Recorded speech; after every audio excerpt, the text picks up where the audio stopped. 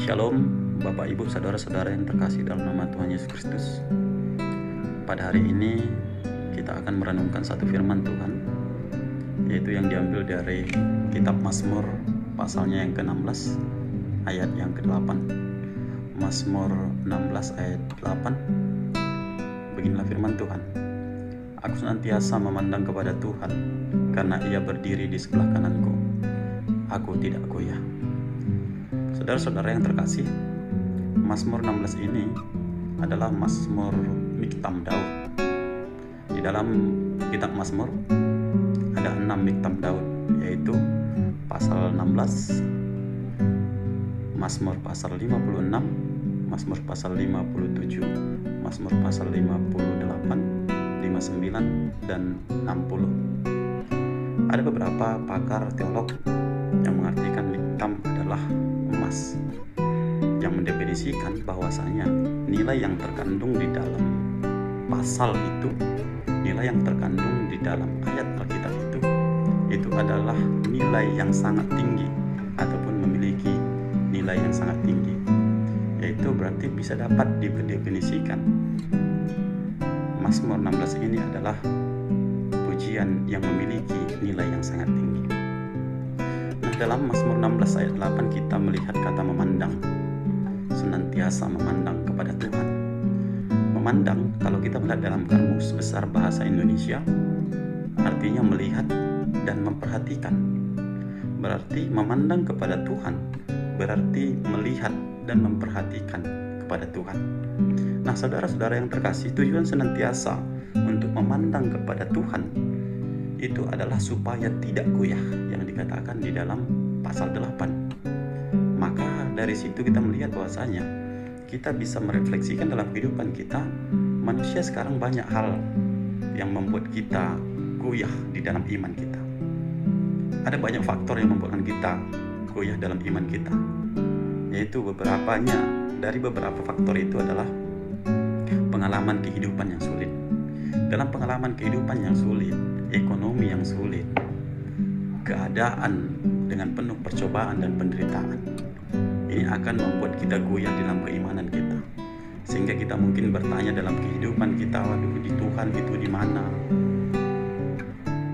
Aku percaya kepada Tuhan, setiap hari Minggu aku beribadah, setiap ada ibadah pemuda aku ikut ibadah pemuda, tetapi kenapa kehidupanku sampai sekarang ini sulit?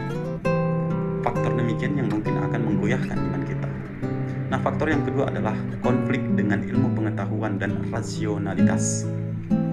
Yang ingin disampaikan di sini adalah bahwasanya mungkin beberapa ilmu pengetahuan ingin mengkaji lebih dalam tentang kepercayaan, sehingga beberapa orang ataupun orang-orang yang ingin melihat dengan secara sains, dengan secara rasionalitas tentang keberadaan tentang Tuhan Yesus kita.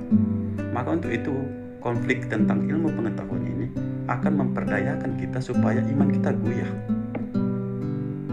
Hal-hal sedemikianlah yang membuatkan kita akan lebih jauh untuk memandang Tuhan. Selain daripada konflik dengan ilmu pengetahuan dan rasionalitas, ada yang ketiga, yaitu kekuatan diri dan nafsu. Mungkin dalam kehidupan kita memiliki kekuatan di dalam kehidupan kita, seperti relasi kita, kekuatan kita karena kita adalah sosok pemimpin yang memimpin beberapa anggota, kekuatan kita di dalam tatanan pemerintah, sehingga ini yang akan membuat kita bahwasanya tidak memerlukan kekuatan daripada Tuhan dan menutup diri tentang kekuatan yang kita miliki itu berasal daripada Tuhan. Tetapi yang ingin disampaikan adalah kekuatan kita itu berasal dari Tuhan, sehingga ketika kekuatan dari Tuhan itu kita rasakan dalam kehidupan kita, maka tidak akan ada nafsu kita untuk duniawi ini. Faktor yang lain adalah ini seperti pemuda, cinta beda agama. Terkadang kita akan diperbudak oleh cinta, terkadang kita diperbudak oleh rasa sayang kita.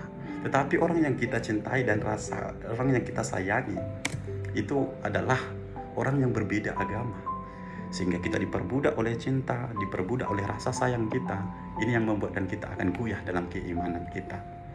Saudara-saudara, dari beberapa faktor, maka dari itu kita semua semestinya harus menjaga diri kita supaya tidak goyah di dalam iman, dengan senantiasa berfokus kepada Tuhan. Bagaimana caranya? Yaitu caranya yang pertama adalah berdoa. Jalan terbaik untuk senantiasa berfokus kepada Tuhan itu adalah melalui pada doa. Karena kita meyakini dalam iman kita bahwasanya kunci kita untuk berkomunikasi kepada Tuhan yaitu melalui daripada doa. Maka sering-seringlah berdoa. Ketika engkau mendapatkan pacar, doakanlah. Ketika belum mendapatkan jodoh, berdoalah supaya jodoh kita tidak beda agama. Yang kedua adalah meditasi Alkitab. Yang terbaik untuk mencerminkan hati dan perbuatan kita adalah Alkitab. Selain daripada Alkitab untuk memberikan kita jalan kebenaran, maka Alkitab juga berperan penting untuk memberikan kita jalur untuk berfokus kepada Tuhan. Maka sering-seringlah berfokus kepada Tuhan melalui pada meditasi Alkitab. Yang ketiga adalah persekutuan dengan sesama orang percaya. Saya ada istilah di mana bumi dipijak, di situ langit dijunjung. Sifat dan karakteristik manusia tergantung daripada keberadaan lingkungan. Sehingga ketika kita sering bersekutu, sering bersama-sama dengan sesama kepercayaan kita, maka itulah yang dapat memfokuskan kita kepada Tuhan dan tidak goyah di dalam iman. Yang terakhir, yang paling penting adalah beribadah. Beribadah kepada Tuhan itu akan memfokuskan kita kepada Tuhan. Beribadah kepada Tuhan membuatkan iman kita tidak goyah. Maka untuk itu sering-sering kita beribadah. Percuma kita ketika memiliki iman kepercayaan, memiliki agama, memiliki yang kita sembah, yang kita kepercayai, tetapi kita tidak mengimplementasikan melalui pada beribadah. Maka untuk itu mari kita rajin untuk beribadah supaya kita bisa berfokus dan senantiasa kepada Tuhan. Tuhan Yesus memberkati. Amin.